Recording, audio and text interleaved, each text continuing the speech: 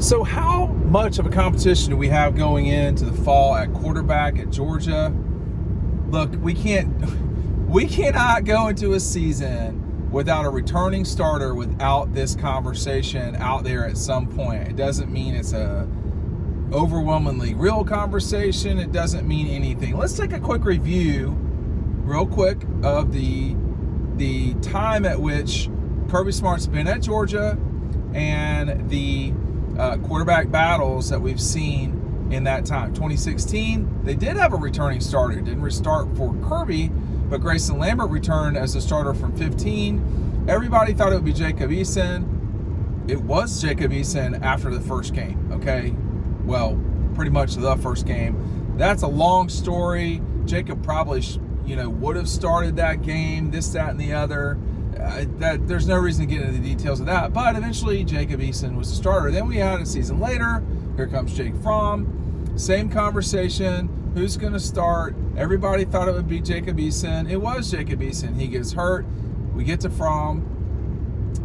That way, 2018, what happens? Here comes Justin Fields, very good player from Cobb County, Harrison. And, is he going to displace the guy that won the starting quarterback that was on the team that won the SEC championship in 17 and got them to the, within a play, left the field with the lead in the national championship in overtime and almost won it. Let's be honest.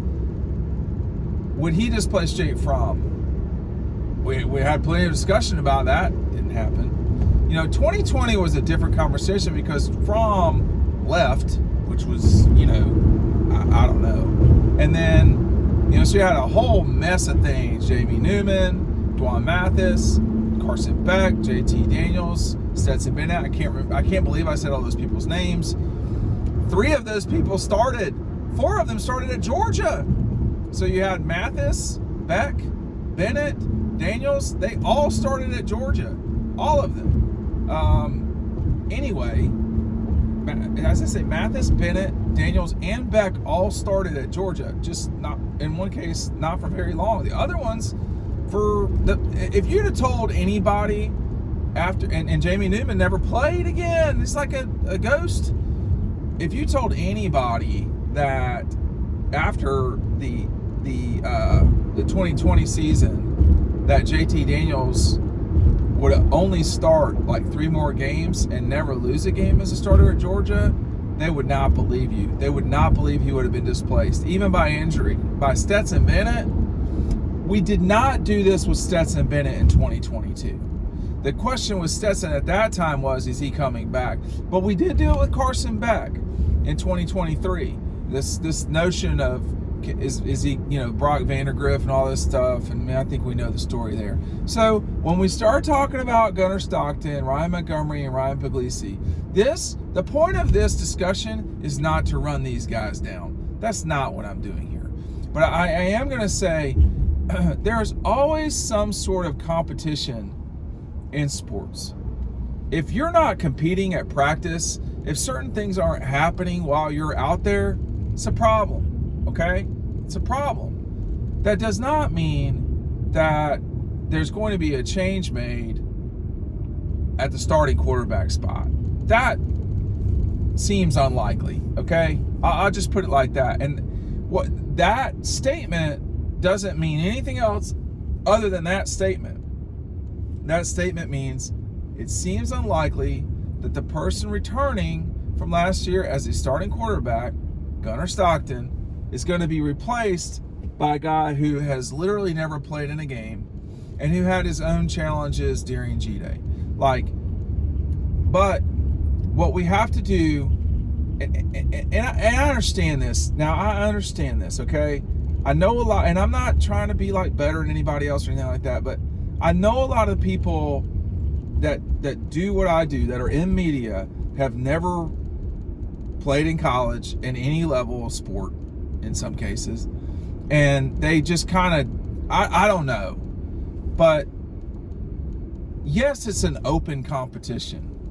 Of course it is, until it's not.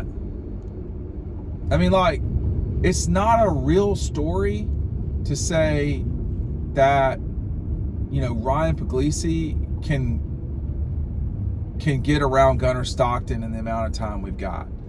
That's not really what's going on. The question, I think, is does Puglisi have what it takes if Stockton gets hurt?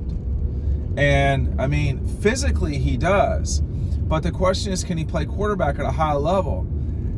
We don't know that yet. I think we know that Stockton can. I think we saw that. I think the kind of overdoing it about Gunnar's ability, I mean, go watch the games. Go watch the first quarter of the Sugar Bowl. He really played very well in the Sugar Bowl. But I don't know why people won't just say that. They seem to, there's like, I don't know. I mean, I don't cover another team. I can't say what it's like at Alabama right now, but we didn't see those guys starting in terminal games, so we don't know really. There's no, basis to criticize them on those performances. They also didn't play in the SEC championship and rally their team to win the SEC championship. So I think Gunnar, I think his ceiling is not as high in terms of throwing the ball as as Beck, as Murray, as Matthew. No, that's not, but it's as high as Fromm. I'll tell you that right now. So the notion that he can't do it, I don't believe that. That he doesn't do it, or if he does not do it, does not mean that he couldn't do it. Carson Beck didn't do it. Does that mean he couldn't? He totally could do it. I mean, Miami could be very good this season. Georgia, Georgia, I wouldn't say gave away a national championship, an SEC championship in 2023. But, I mean, they gave away their opportunity for sure. And it was, disappointing and unfortunate for them. Hey, our magazines that y'all been ordering, the Dawg Post preview, those are mailing out today. Okay? Today and tomorrow. Depends when I get the shipment in. I can turn it around, all this stuff. But those are on the way to you right now. I said late June, slightly later than I would have liked. I don't control everything on earth. Printing took slightly longer, a couple days, and that pushed us into this week. So stay tuned for that. If you've not gotten your 2025 Dawg Post preview, there's stories you're going to read there that you're not going to read anywhere else, including online. So make sure you're grabbing that. If you got it for the 4th of July and all of those things, you can go to Dawg Post and order those. I'll put a link down below and take it from there. But I am always curious to see and read and listen about people, quarterbacks. There was plenty of, I think, appropriate concern about what Jake Fromm could do, but we didn't have a whole offseason for that, okay? And to Jake Fromm's credit and Jim Chaney's credit and Kirby's credit, they didn't do more than he could ask him to do. I mean, and I don't think Georgia's done that with Gunnar Stockton. I think they appropriately put him in position to win the SEC championship game, and he did. I think they put him in position to win the Sugar Bowl, and he didn't. But that term, he, is singular when we're talking about a game that's a plural game. So did he win the SEC championship? Not by himself. No. Carson Beck came off the bench and handed off the ball to to Etienne. I mean, everybody gets credit for it when the team wins, but would they have won? I think one legitimate question is, would Georgia have won the SEC championship had Beck still been healthy and Stockton not come into the game? I don't know the answer to that question. And certainly the answer could still be yes, but I don't know. We know what happened. And so to rewind it and say this definitively would have happened or not, I don't know about that. But I think we overdo this stuff. Well, I know we do. Y'all, I've done this for a quarter century.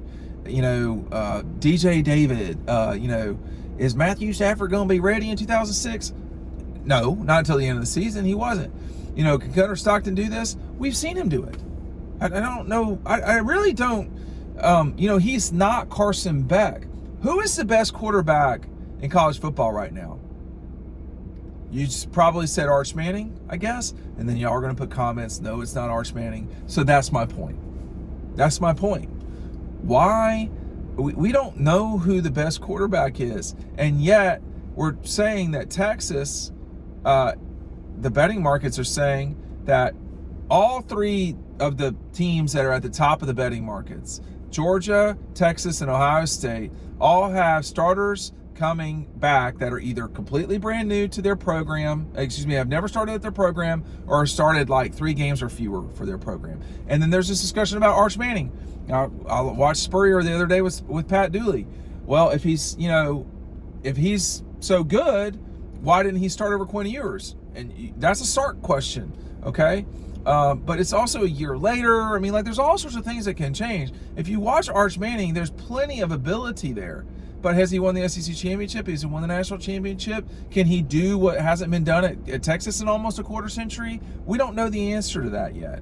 And I think that everybody's got to, it's not in our nature in media to say, I don't know the answer to that question. We don't know the answer to this question. I think there are questions, and I think there are reasonable ones, but I think we kind of overdo it sometimes with all this stuff. Gunnar Stockton is really not entering into a quarterback competition with Ryan Puglisi in the fall. He is entering into competition at quarterback that day at practice. Those are not the same thing. I mean, Puglisi's going to get first team reps. Puglisi should certainly try to beat Gunnar out. But if Puglisi was the better option a season ago, he'd have been in there in Atlanta. He'd have been in there in the Sugar Bowl where they had a whole month to get ready for things, or 3.5 weeks, whatever it was. That didn't happen. That doesn't mean he can't pass him. That doesn't mean he's not a better prospect at the end of the day. He probably is a better prospect at the end of the day. It doesn't mean he doesn't have a stronger arm. But we got to quit doing, we don't have to. It is what it is. But it is kind of disingenuous after a while. Magazines are in the mail. Thanks for watching.